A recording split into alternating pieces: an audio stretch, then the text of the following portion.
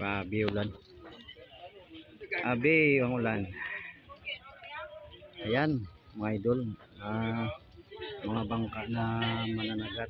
So, kahit na grabe yung ulan, nipilit pa rin itong pumunta ng magpalaot kasi kailangan kailangan ng pambili ng mga bigas, pagkain. So, kahit anong mangyari, pinipilit nilang sa bangka, no? Kasi yan. Yan ang pinakagwapo na kaibigan ko.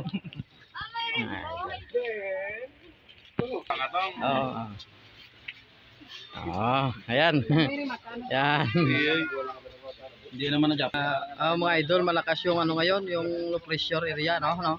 Low pressure area, tinamaan tayo dito. Yan. Yan. Mga bangka. Mananagat. Kahit na umuulan, nagpapalaot para may pangbili ng bigas, no?